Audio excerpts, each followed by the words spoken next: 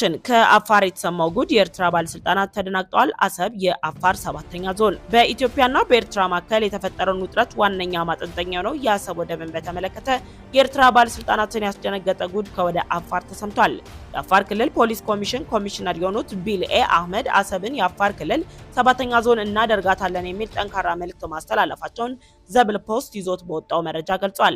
ለኤርትራ ባለስልጣናት የአሰብ ወደብና አሰብ ከተማን በተመለከተ ስጋት የሚሆኑት የቀይ ባህር አፋሮች የኢትዮጵያ ፌዴራል መንግስት ጎን መሰለፋቸው የአሰብ ወደብ ላይ ያለውን ስጋት የጨመረ ሲሆን የኤርትራ ባለስልጣናትን ያስደነገጠ ንግግር ያደረጉት የክልሉ ፖሊስ ኮሚሽነር ከሰሞኑ ከአፋር ክልል ዞኖችና ወረዳዎች ከተውጣጡ የፖሊስ አመራሮች አባላትና ሌሎች የመንግስት ባለስልጣናት ጋር በተደረገ ውይይት ላይ ሲሆን በውይይቱ ላይ የአሰብ ወደብን በተመለከተ ጥልቅ ውይይት መደረጉን ገልጸዋል።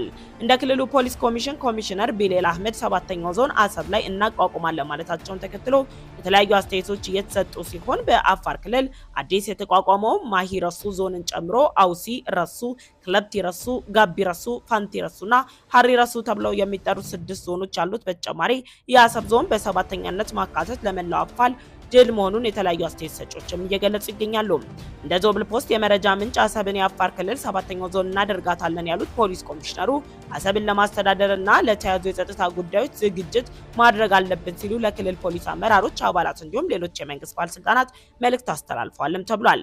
በተያያዘ ዜናም የቀይ ባህርን አጀንዳ ከዞንና ወረዳ የመንግስት ባለስልጣናትና የጸጥታ አካላት ጋር ውይይት እንዲያደርጉበት ከፌዴራል መንግስቱ ለክልሎች ትዕዛዝ መውረዱ ነው የተነገረው።